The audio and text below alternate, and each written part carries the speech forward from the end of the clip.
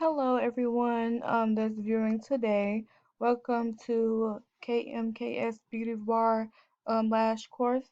My name is Carmi. We're going to go ahead and get started with everything as far as the course. So I will first introduce myself, then you will have a chance to, get to ask questions or anything like that. As you may or may not know, my name is Carmi. I am the CEO, Public Relations Secretary, and more of KMKS Beauty Bar. I have been in the business going on 3 years now. A little bit about me, I went from having a simple idea and manifested it into a business. So as we go along, we will go over my experiences and how I conducted business now and how I did it before, so you can really have the understanding of how easy the process is. I will briefly go ahead and skim over everything that we will touch bases on, so hopefully they'll answer any questions you may have and anything that you may expect to learn out of the course. Um, and then we're going to go ahead. So let's go ahead to the next tab. So during this course, you will learn how to master the skill of what is needed to become a lash tech. So as promised, we will touch bases on professionalism, tactics, and gems. So these will help you maintain in business after you have mastered your skill as a lash tech. You will then view several training technique videos from other techs, including myself, just to get a view of how other techs do it, just aside from me, just so you can see that it's not just one way of perfecting your craft as a lash tech. So as I prepare you for the certification exam, um, and the plan is to pass you. So after going all over these key points, I know for sure that all questions and concerns will be covered. Before we get into the good part, let's get to the rules and regulations while in attendance for the course. So you will have an exam to take, and you have to get all questions right to pass the exam, and you need to pass the exam to receive your certificate. You will receive an email from Kmks with a test score saying pass or fail. Passing students will receive a PDF of their certificate along with their test score. You will get to take notes during the course. However, you will not get to use your notes on your exam. I will be watching you during the exam via Google Meet.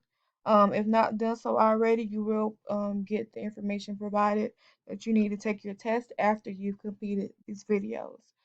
Anything I say twice, it will be on the exam.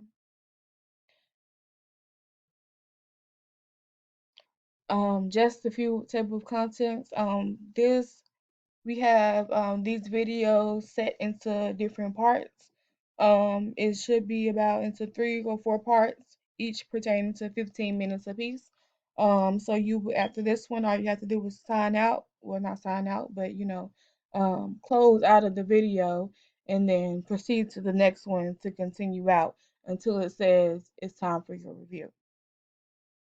Prior to that, we're going to be touching bases on the do's and don'ts, Lash protocols, Lash maintenance, the best vendors, how to bring your own business, and one-on-one practice with yours truly. And before I go to the next slide, I just want to say that I know you may think that it would be hard, for the online class, but you are provided with hands-on materials. So if it was just, you reading verbatim, it's kind of hard to get hands-on practice with just reading. So we're going to definitely utilize the lash kit and the further supplies that I gave you so we can make sure that you master through the class. Lash supply roll call. So listed in your email or in your packet, you should have received a picture along with a generated list of personal lash supplies a lash tech may use to complete your set.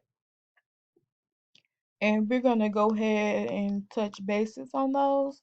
So if you can go ahead and pull up the PDF with your lash supplies on there, we're going to go ahead and go over what each one means so that when we continue in these slides, you won't have any questions on, what does this do or what does that do. So I'm going to go ahead and give you a little minute to get it popped up. And then after you get it popped up, you're going to go ahead and go over it.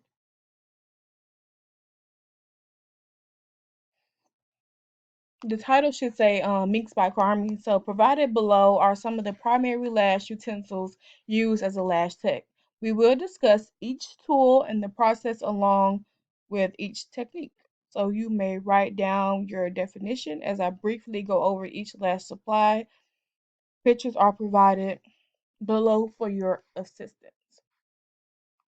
So number one, and most of these are very self-explanatory, but just to be sure, we got every lash supply touched.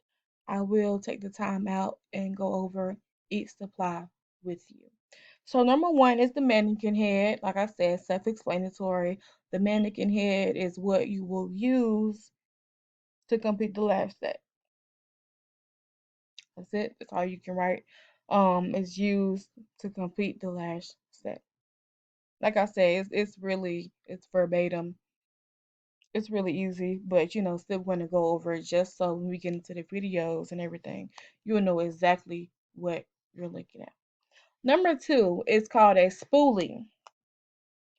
Now, if you go down in the pictures or look in the supplies around you, it'll be all the way at the bottom page and it'll be labeled as 5X lash eyelash comb, also known as a spoolie.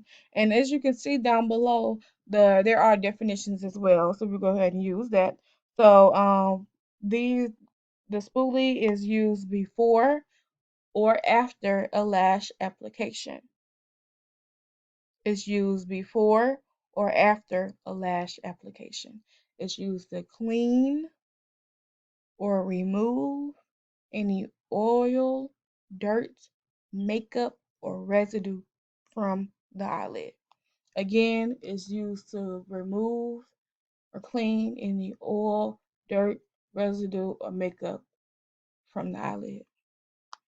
That's what that's used for.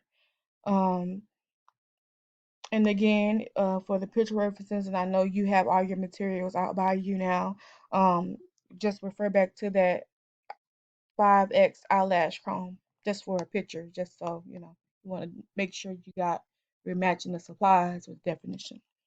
So number three is a cleaning tip, also known as disposable cotton wads. If you go ahead and go back to the bottom of the page, you will see where it says disposable cotton wads is used for careful cleaning. Just like the spoolie, probably you can use the same definition. It can be used before or after my eyelash set service. It can be used to clean or remove any oil, dirt, makeup, or residue from the eyelid before or after servicing. Now, if you want to go ahead and go to number four. Number four is a glue holder. And if you scroll down to the third section in the lash supply list, it will be listed as glue ring shape holders. As listed, we can keep the definition. It's a mini glue container. It's what you will be using when you get ready to put your glue in to do your lash step. Number five is a lash applicator sticker. These are recommended but not required, meaning that you don't necessarily need them. But like I said, some lash techs do use them, and especially beginning lash techs like you. So, and if you go all the way down, to the last section, it says 1X round stickers. This is just another name for it. We're going to use that definition there. It's used to prevent glue from sticking to the mannequin head. And it's also used to prevent the top lash and bottom lashes from sticking to each other, just like the tape. But we'll get to that definition as well. So for number 6 and number 7, you see lash tweezers. Now you notice how the lash tweezer sections are blank. They're blank, both blank, because you have a pointy tweezer, and then you have a curved tweezer. Um, one tweezer will be used for isolation, and the other one will be used for fanning. Now, the reason that they're blank is because once you practice isolation, you'll notice that there is no right or wrong on which lash to use. Preferably, I use the pointy tweezers to isolate, which just means to separate the lashes, and I use the curved tweezers to pull up my fans. And we'll go through the videos and everything through so you can know, and then you can go back in whenever you feel comfortable and fill in number 6 and 7 with what you're more comfortable with using. Number 8, we have the lash strips, which if you go down next to the mannequin ad, it says 5 pairs of false eyelashes. You may or may not have 5 pairs. I think you may have more, but we can just keep the definition. For practice, self-adhesive, there is no need to use glue. So we're going to keep that like that. And if I talk too fast or anything, please feel free to pause the video. Um, it is saved, it is made like this, so you can go in and out and practice and go back in for your review. So if I'm speaking too fast, just go back, like, hold on, she's speaking too fast. Let me calm down, let me stop. But I do try to repeat everything as well for you. So you will know, give you some writing time as well. So we're going to go to number 9, lash adhesive. If you go to the second section of the descriptions, it's also known as eyelash glue. Um, is That's pretty much self-explanatory. Um, it's just lash glue. It's just what you're using to apply the extensions to the natural eyelash. And next we have the lash individuals. If you go to the first part of the descriptions with the description of the supplies, you'll see that one box roll 12 eyelash extensions, 8 to 15 millimeters. Um, you'll see it has different lengths, different times. They're just eyelash extensions. Eyelash individuals are just eyelash extensions, so you don't have to elaborate on that. Number 11 are lash fans. Lash fans are fans that are already made while using eyelash extensions. So they are already made eyelash extensions. Number 12, we have lash tape. Lash tape is just used from stopping the top lashes and bottom lashes from sticking from each other. And if you go down, you see that it also says it's used for lifting eyelids. So, yep, it's like I said, it's used from the top lashes and bottom lashes from sticking to each other, and it's also used for lifting eyelids as well. Number 13, we have eyelash cleaner. It should be in a blue spray bottle. It's used for cleaning eyelashes, just like the spoolie, and the tip is used to remove any oil, dirt, residue before or after a lash set. Number 14, you have scissors. So, scissors is just used to clip anything. Say if you don't want to touch anything with your nails or anything, you can use the scissors. Gel pads, just like the tape, it's used to be applied from keeping the top lashes and the bottom lashes from sticking to each other. You have the 18, 19, 20, 21 left blank.